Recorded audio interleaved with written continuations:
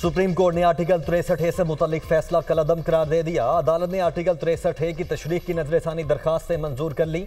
5 रुकनी bench ने मुतफिका तौर पर फैसला सुना दिया। तफसीली फैसला बाद में जारी किया जाएगा। बानी पीटीआई के वकील अली जफर का समाअत का बायकॉट। बैरिस्टर अली जफर ने दलाइल दिए। बानी पीटीआई के मुताबिक इस बेंच की तश्कील दुरुस्त नहीं। बानी पीटीआई खुद दलाइल देना चाहते हैं, अगर उन्हें इजाजत नहीं देंगे तो पेश नहीं होंगे। चीफ जस्टिस काजी फायजीसा ने कहा, आप बार बार बानी पीटीआई का नाम क्यों ले रहे हैं? नाम लिए बगैर आगे बात करें। बैरिस्टर अली जफर ने कहा, मैं जो बात करना चाह रहा हूं वो आप करने नहीं दे रहे। हुकूमत आपके लिए आईनी तरमीम और जुडिशल पैकेज ला रही है। आज भी अखबार की एक सुर्खी है कि आईनी तरमीम 25 अक्टूबर से कबल लाजमी है। अगर आपने फैसला दिया तो ये हॉर्स ट्रेडिंग की इजाजत होगी, जिस पर जस्टिस काजी फायजीसा ने कहा, अब आप हद क्रॉस कर रहे हैं, आप सियासी गुफ्तगू कर रहे हैं ताकि कल सुर्खी लगे। हम आपको तौहीन अदालत का नोटिस कर सकते हैं, ये बहुत बड़ा बयान है, ऐसी बात की इजाजत नहीं देंगे। जस्टिस जमाल मंदोखेल ने इस्तफसार किया, आप कैसे कह सकते हैं कि हम हॉर्स ट्रेडिंग की इजाजत दे रहे हैं?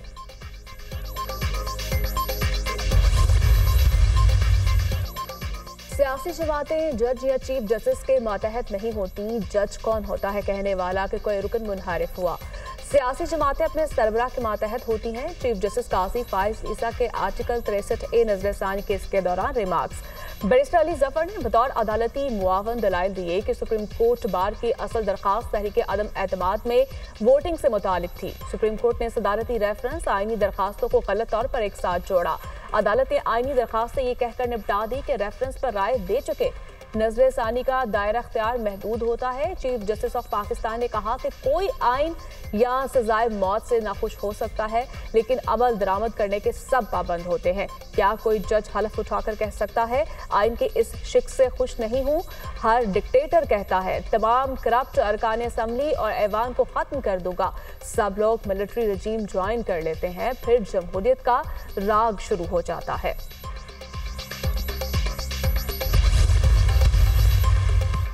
पार्लिमानी पार्टी के सरबराह का इंतखाब कौन करता है? जस्टिस अमीनुद्दीन खान का इस्तफसार। बैरिस्टर अली जफर ने कहा, अरकान पार्लिमान अपने पार्लिमानी लीडर का इंतखाब करते हैं। जस्टिस जमाल मंदोखेल ने कहा, वोट करने का हक तो रुकने पार्लियामेंट का है, ये हक सियासी जमात का हक कैसे कहा जा सकता है? चीफ जस्टिस पाकिस्तान ने पीपल्स पार्टी के वकील फारूक एच नाइक से सवाल किया, आप बताएं पार्लिमानी पार्टी या पार्लिमानी लीडर में क्या फ़र्क होता है? जिस पर फारूक एच नाइक का कहना था, इलेक्शन एक्ट के तहत पार्टी इंतखाबात होते हैं, इसमें पार्टी सरबराह का फैसला होता है। बैरिस्टर अली जफर ने अदालत को बताया कि अरकान असम्बली को वोट देने या ना देने की हिदायत पार्लिमानी पार्टी देती है। पार्लिमानी पार्टी की हिदायत पर अमल ना करने पर पार्टी सरबराह नाअहली का रेफरेंस भेज सकता है। जिस पर चीफ जस्टिस बोले, इस हिसाब से तो पार्टी के खिलाफ वोट देना खुदकुश हमला है, वोट भी शुमार नहीं होगा और नशिस्त से भी हाथ धोना पड़ेगा। अगर कोई पार्टी पॉलिसी से मुत्तफिक ना हो तो मुस्ताफी हो सकता है।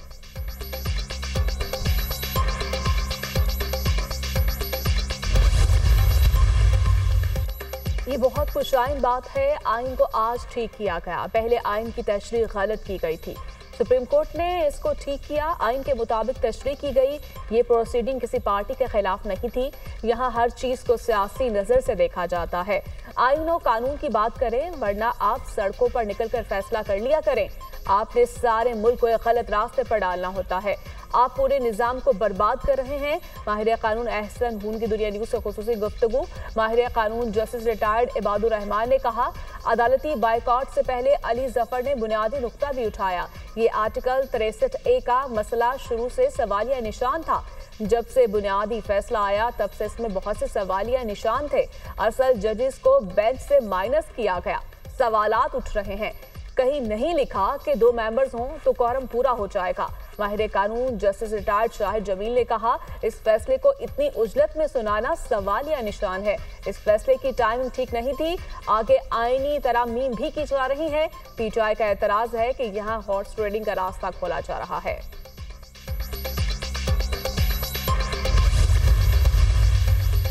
बानी पीटीआई की हिदायत पर अदालत का बायकॉट किया। इस 5 रुकनी बेंच का फैसला काबिल अमल नहीं होगा। अब अदालत पर मुनहसिर है वो समाअत रोकती है या नहीं। बैरिस्टर अली जफर की मीडिया टॉक, कहा हमारा मौक़िफ़ वाज़ेह है, समाअत एक ऐसा बेंच कर रहा है जो कानून के मुताबिक नहीं। दुरुस्त बेंच बना दें वरना ये जजमेंट नहीं मानी जाएगी। नजरसानी केस का फैसला वो बेंच करे जो आईनी तरीके से बनाया जाए।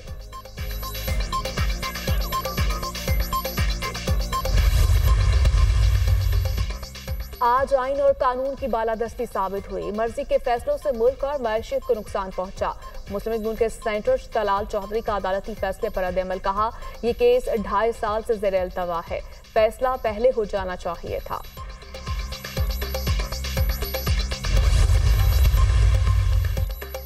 इस्लामाबाद की वुकला तंजीमों ने आईनी पैकेज मुस्तरद कर दिया। इस्लामाबाद की तीनों वुकला तंजीमों का 7 अक्टूबर को ऑल पाकिस्तान वुकला कन्वेंशन करवाने का ऐलान। कन्वेंशन में मुल्क भर से बार काउंसिल्स और वुकला नुमाइंदे शिरकत करेंगे। कन्वेंशन अदलिया, आइन और पाकिस्तान के तहफ़्फ़ुज़ के लिए होगा। वुकला तंजीमों के नुमाइंदों की प्रेस कॉन्फ्रेंस।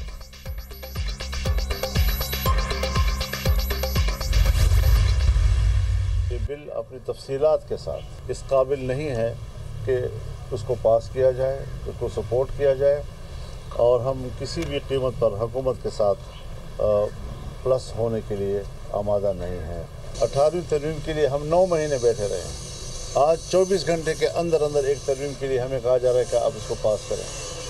किस तरह ये हो सकता है? कैसे ये मुमकिन है? ये जल्दबाजी हमें कबूल नहीं है। 63A के हवाले से फ़ैसला अगर आया है, अदालत का फ़ैसला है, हम कबूल करते हैं, लेकिन बात बुनियादी ये है कि इसमें कोई मैच फिक्सिंग नहीं होनी चाहिए। मौलाना फजल रहमान का हुकूमत से आईनी तरमीम बिल मौखर करने का मुतालिबा। कहा, हुकूमत से अपील है आईनी तरमीम SCO कॉन्फ्रेंस के अख्ताम तक मौखर कर दे। अपोजिशन से भी कहता हूँ वो एहतजाज ना करें, SCO कॉन्फ्रेंस तक हम अपने इख्तलाफात भुला दें। सियासी इख्तलाफात को यकजहती में बदलना चाहिए। हमें हैरत है आईनी तरमीम के लिए उन्हें किस चीज़ की उजरत है। ये जल्दबाजी हमें कबूल नहीं। हुकूमत इस अंदाज में आईनी तरमीम क्यों मंजूर कराना चाहती है? आईनी तरमीम बिल तफसीलात के साथ इस काबिल नहीं कि इसे मंजूर या सपोर्ट किया जाए। इस वक्त हम आईनी तरमीम पर हुकूमत के साथ आमादा नहीं है। अगर हम इतने अहम हैं, हमारा वोट भी अहम है, तो हमारी बात मान ली जाए। आईनी तरमीम पर जो भी हिकमत अमली होगी वो हमारे मौक़िफ़ के ताबे होगी। आर्टिकल 63A से मुतालिक अदालत का फैसला कबूल करते हैं। ये फैसला सेल परचेजेस का जरिया नहीं बनना चाहिए। कोई मैच फिक्सिंग और खरीदो फरोख्त नहीं होनी चाहिए। पाकिस्तानी मैशियत जमीन बोस हो चुकी है। हुकूमत के पास मुल्क की मैशियत बेहतर बनाने की सलाहियत नहीं।